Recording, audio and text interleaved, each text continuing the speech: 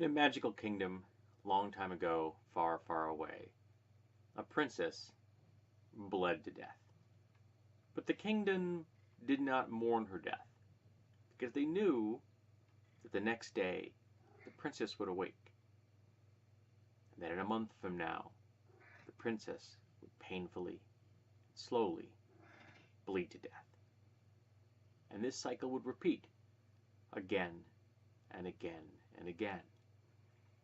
For the princess was under a horrible curse, and the people of the kingdom wept for her, felt sympathy for her, and prayed that her father, the king, could someday find a way to break this curse, find a way to cure his daughter of this terrible burden that she had. At least, that's the official story. And things aren't quite what they seem. You see, the king did suffer a legitimate, horrible event in his life. His wife died. And he loved his wife very much. And he wasn't prepared for it. It happened suddenly. She wasn't particularly old. Her daughter was only about 13 or 14 when it happened. And he fell into a deep depression. And he didn't come out of it. And he didn't ever really finish processing the whole grieving cycle. And in fact, it essentially drove him mad. The alcoholism that he turned to didn't help either. So you had a mad, drunk king who would not finish grieving for his dead wife. And his daughter, who loved her father very much, did everything she could think of. And for 2 years, she tried to help her father finish the grieving process, to get over the death of his wife so that he could live again, and maybe even someday find love and a new bride. Because let's face it, you're a king, you're going to be a hot ticket on the market. But she couldn't. And one night the two of them were alone, and she's again trying to, as gently as possible, kind of push her father in the direction of, the medieval version of finding a therapist. And in a drunken rage, he stabs her. And he had some training. He was a battle-hardened king. And he drove that knife up through her stomach and into her heart. And the princess bled to death for real. The king panicked, and he called his most trusted advisor, the court mage. The court mage came running after having been summoned, and the two of them stood there and looked at the corpse. And the king said, "Do something about this. Bring her back." And the court mage looked at the king. "What? You want me to bring your dead daughter back from death?" And the king looked at the court mage with a very hard, very angry look in his eye and said, "Yes." Seeing as what the king had done to his own daughter, the court mage wisely didn't refuse at this point, nor did the court mage express any more incredulous attitude. So the court mage turned to the job at hand, cast some magic spells to preserve the body. That was fairly low-level magic, not difficult to do. Then took the corpse into hiding and began to work on it. The king made some excuses about why his daughter wasn't present, and over the next month or so, the court mage drove themselves almost crazy through exhaustion and effort in an attempt to bring the daughter back to life. Along the way, the court mage did gain a lot of experience in how to use necromancy, something they had not actually pursued a great deal of. I mean, they dabbled in it when they were younger. Who doesn't? Um, but it had never been something they wanted to pursue because necromancy had a very bad reputation. And in fact, it was by and large illegal everywhere, including the kingdom they were in. And then the mage succeeded. Sort of. The mage figured out that by draining the lifeblood from a living person, that they could bring back the daughter for a month, when she would bleed to death again, and the whole process would have to be done again. So the first time, the court mage just plucked some ne'er-do-well criminal out of the dungeon, someone that had been cast in there to die or been slated for execution, and no one really missed them. As the routine began to build up, and they got used to doing this, and the court mage became a much more callous person, because they were killing someone every month, the kingdom, it wasn't large, began to grow a little thin on people that, were going to be slated to be executed. So the king offered a large bounty for any bandits or raiders, highwaymen, things like that, alive.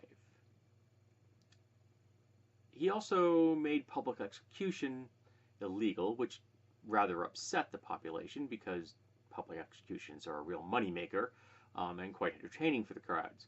Look into that in real history. And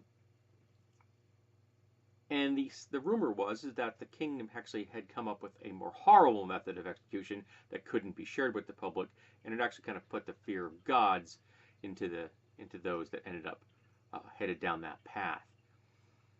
But because of this, a somewhat lucrative trade began in bounty hunting.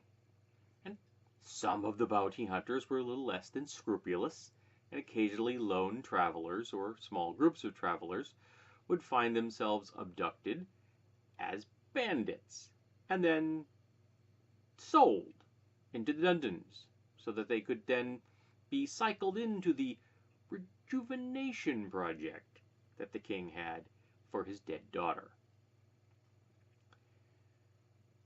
Now, at this point in the campaign, this could have been going on for a couple of years now, maybe 3.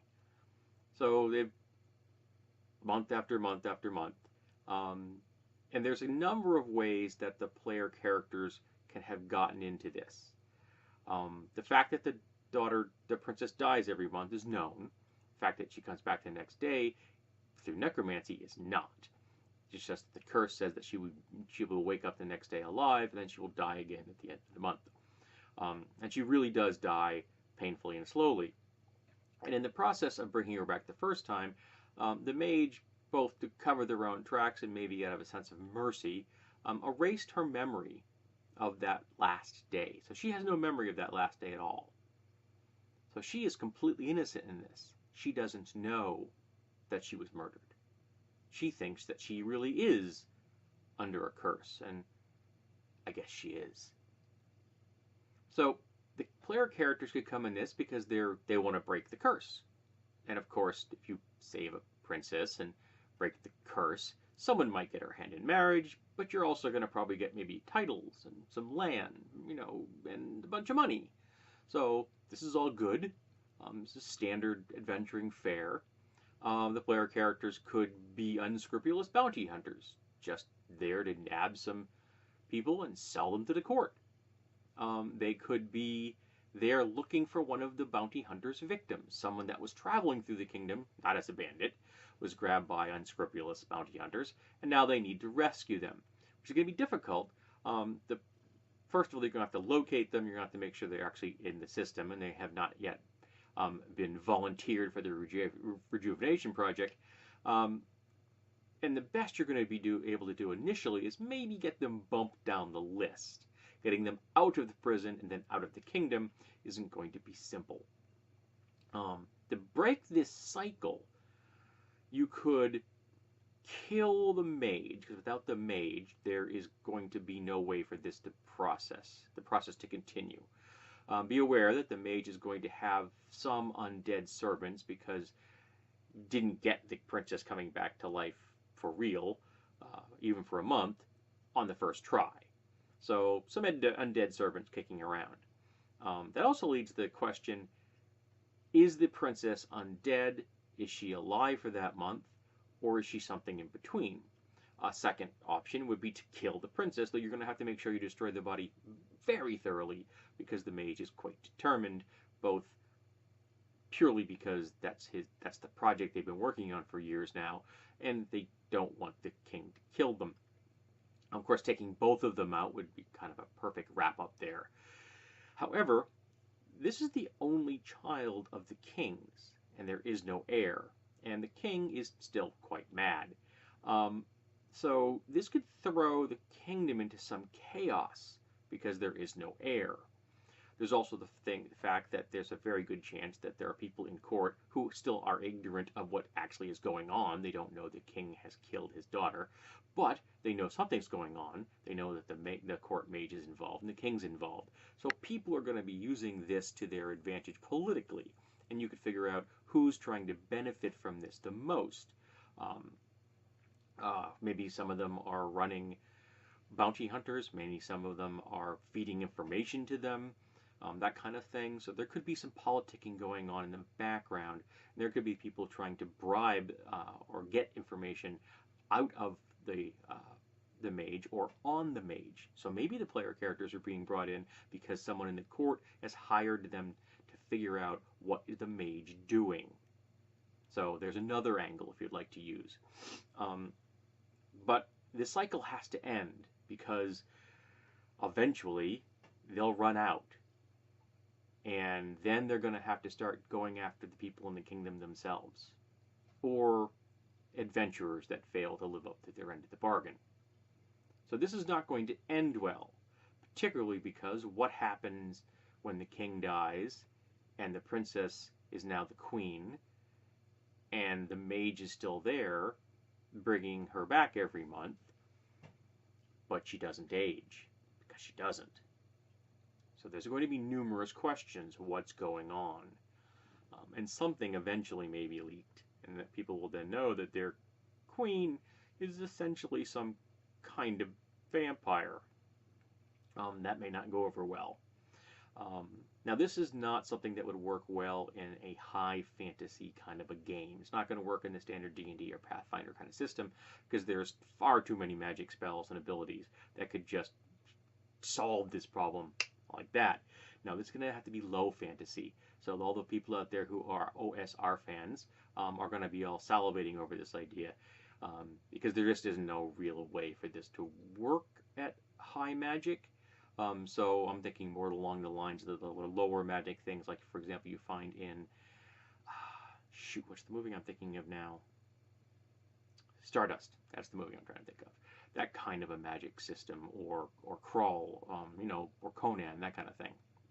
So deals with the devil, that kind of stuff. Maybe that's how the mage did it. I don't think so. I think they can do it. They can do it strictly through necromancy, which is bad enough as it is. Unless, of course, necromancy in your campaigns is linked specifically to deals with the devil or otherworldly powers. Maybe you throw a little Cthulhu in there for fun. You can never have too many tentacles in your world. So this is an idea I came up with, and if Jan watches this video, and I hope he does, the princess bleeds to death. Do you remember the reference for that, Jan? Because you gave it to me. So I'm curious to see if Jan can remember where that came from. Or if anybody else can, that would be cool as well. Because it is not from any kind of a gaming product or even a fictional source.